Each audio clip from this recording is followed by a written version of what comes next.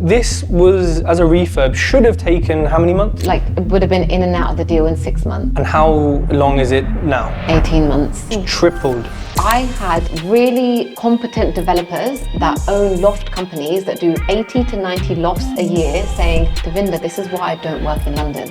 And then it transpired that 8 party wall of notices needed to be. People, do you hear 8 party wall? I've done like 2 in my life and they were just irritating as Yeah. Think of the 8. Hey everyone, welcome back to the TED Talks YouTube channel. You have not seen this face next to me since 2020. It's a long time. And our first video was like... We filmed in one of my HMOs where I was wearing yellow trousers. Yes, I remember going seeing a few HMOs, and then we first recorded in 2018 or something before that. I think it was ages ago in Hounslow. Probably. That ages was ago.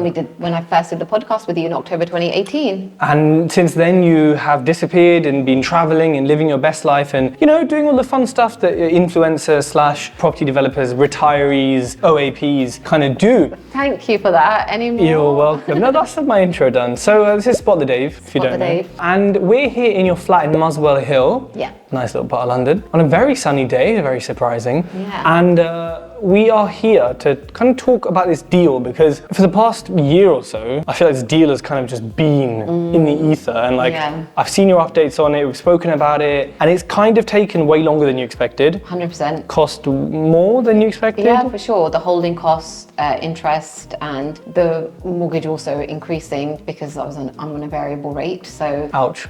Yeah, there's been a number of challenges, but mainly builders and finding suitable contractors to. Which is always the king challenge. And what number deal is this that you've managed a refurb on or worked on? So this is the 16th. And does it get easier with every single one? You know what, you would think it does. You'd think it does, but I think also London's just a completely challenging market. Yes. So when I was first going through my builder troubles and I was posting about it on social media, I had really competent developers that own loft companies that do 80 to 90 lofts a year saying, Devinder, this is why I don't work in London. I stick to the home counties and my people that work for me live in the home counties because when it's London, it's a whole different kettle of fish and people just command a different price. They do, and they can. And also there's access issues. I mean, maybe less with it. And I learned that the hard way. Well, but the thing is, at least you now know you're still making a profit from the deal, which we'll talk about. So this is a flat. Yes. Which means you share walls with a few different people. A lot of different people. So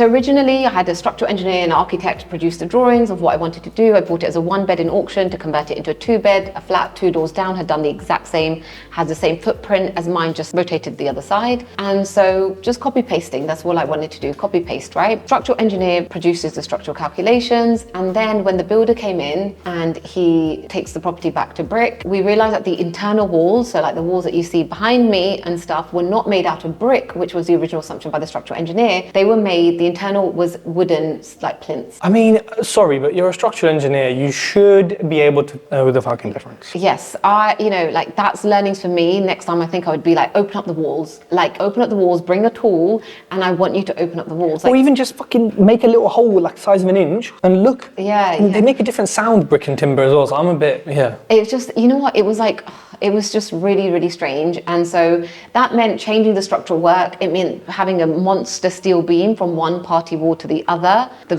structural engineer and the architect played around with different types of beams because also it's a ground floor flat, but there's a basement flat below. We couldn't do a crank beam or a concrete kind of, I forget what it's called now, but it's basically like, it looks like a pillar like that because there's no stability on the floor. Of course, there's something underneath. Exactly. So there was loads of challenges, loads of hurdles, ironing that out. And then it transpired that 8 party wall of notices needed to be. People, do you hear 8 party wall? I've done like 2 in my life and they were just irritating as fuck. Think of the 8. 8 party wall notices were submitted. So, because this is a terraced house and it's a flat, and either side it's terraced houses that are flat, it was leaseholder, freeholder on the right-hand side, leaseholder, freeholder on the left-hand side, so that's 4. And then in my own building, it was the basement flat, the first floor flat, the freeholder. And then do you remember I showed you the small bedroom, which has a lower ceiling? Well, that has a lower ceiling because above it is a bathroom, and that bathroom is connected or owned by the studio flat. So it's not even just like there's one owner above me, there were 2. So that's why we got to 8. I mean, this is one of the things people think, oh, London, it's, big money, big rewards. But also when you're doing leasehold flats and you're doing flats in general, if you're going to make these kind of structural alterations, which you may not always have to, there are going to be so many people involved versus a terrace in Newcastle versus a detached in St Albans. So I think that added complexity comes with it, right? And you learn that on the job. For sure. But then you get the numbers are bigger, right? So in London, to do a house renovation that you were talking about, to do in Newcastle or St Albans, you need millions. And there is chunks of profit to be made because we see people that make those profits, right? Yeah. And they make X amount of millions. But yeah, there's challenges, the access issues, bringing the right materials in if it's conservation areas, having specific, even freehold houses end up getting to 1 year, 2 year blockers with their neighbours in central London. So I can imagine. I mean, look, people care about themselves, and especially when it comes to things they don't understand, like steels or you're bringing a builder in to do this, they're very much in a mindset of nope, just say no, it's easier, not realizing that we're going to fight it and we are going to win it in most cases because of the law is that we can do these alterations, but people just need to be aware. If you want more money, there's more problems, right? Yeah. And this was, as a refurb, should have taken how many months? So I think I would have been in and out of the deal in 6 months. And how long is it now? 18 months. So I had It's tripled. I had to wait 6 months to do the structural stuff and the 8-party wall notices. Jesus. So there's an actual process where you hand in the stuff. You give I think it's a 2 week before they can instruct the surveyor, and then that process can take. So that took 2-3 months. The license of alteration as well. Because it's a leasehold? Because it's a leasehold, so I had to ask freeholders permission. They can't unduly say no. But they can take the piss and wait and make you wait and just be a bit annoying. Yeah, the thing is, because I did it simultaneously with the party wall notices, I ended up getting the license of alteration stuff, I think a week after the party wall notices all came in. So 6 months becoming 18 months. Now, some deals for some people can't afford that.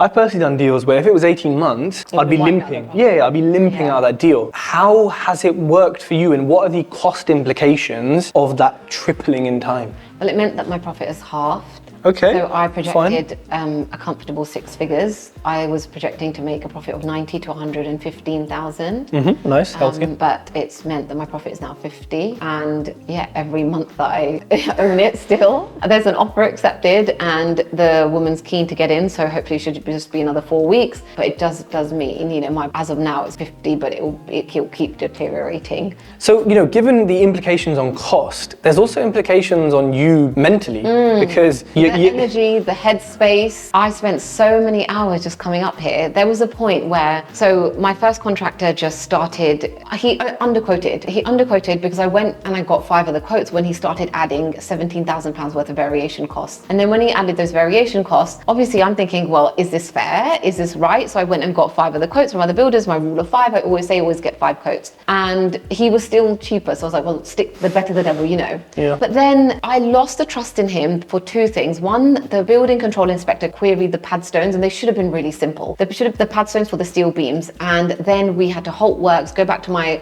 structural engineer. The structural engineer charged me another 500 quid for doing X, Y, and Z.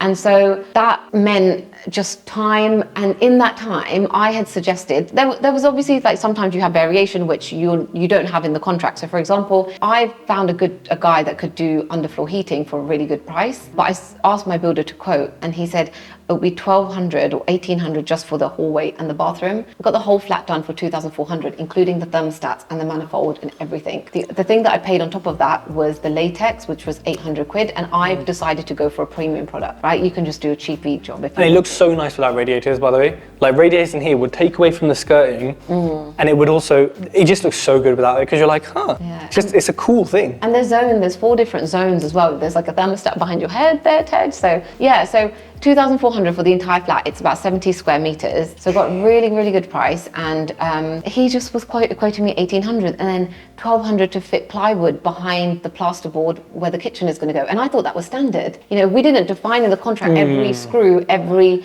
plumbing part. But for me, that's standard. And this is where it gets tricky with builders, right? Because you shouldn't have to, but in my experience, I have to treat them like idiots sometimes and say, there's a kitchen going in here. Is the plasterboard going to support this? No. So is that included in the quote? Yes or no? Look, I don't mind someone goes, look, that wasn't included. We're going to charge an extra 50 quid, an extra 100 quid. You know, the cost of the plasterboard was 50, so charge me double. Don't charge me 1,200. And there were just little things like that, like 1,200, 1,800, 2,400 for this. He told me to, there were these, because this is an old building, it's an old house, but where we moved the where we put the new bathroom and the kitchen in the dark parts of the flat, there were 5 steel beams that needed to be cut, and the plumber that I got quoted was the builder gave me 4,200. I got a plumber to do it for £450 for a tenth of the price they quoted. So I think there's a lesson here, right? As well as just being super specific with builders, all in writing, is that your rule of 5 works because you've saved 10x the money you would have spent just by shopping around. It wasn't even a rule of 5. When it was gas engineers, I think I went onto the gas safety guide, put on the postcode. I called like 12 people. I put them in a spreadsheet, and I managed to convince 4 to come here without me being here. You know what? It's tough. And so would you say that for anyone starting out who wants to do something like this, what are your 3 top tips for them? Oh, numbers. Just know your numbers and put contingencies in place for everything. I think build really good relationships, get recommendations for every little thing. I actually got my first builder recommended. And he came recommended from a really reputable source that used him in his own home with his wife and kids. But unfortunately, I didn't get the same kind of level. Which happens. Yeah, it happens. The market changed. I think he was losing money elsewhere. People change. He saw an easy victim maybe in me trying to get more money out. He messed with the wrong person. I wasn't having it, let me tell you that. Okay. And would you say that in your experience, it's been worth it? It's been challenging. It's been a learning curve. I think I've definitely done things in here, in this flat, because it was completely different to what I've done before. I've done buy-to-lets and HMO renovations. This is a flip, and it's a flip in a really nice area where it's got that higher market. And so I did really different things, which I would love to do in my own home. Amazing. Well, Dave, thanks so much for sharing that with us. We've got, I think it's a bailiff knocking down the door to collect your debt. It's a bailiff in an orange Porsche. If you know who that is, leave a comment below and Dave's going to PayPal you 100 quid. Thanks everyone for watching.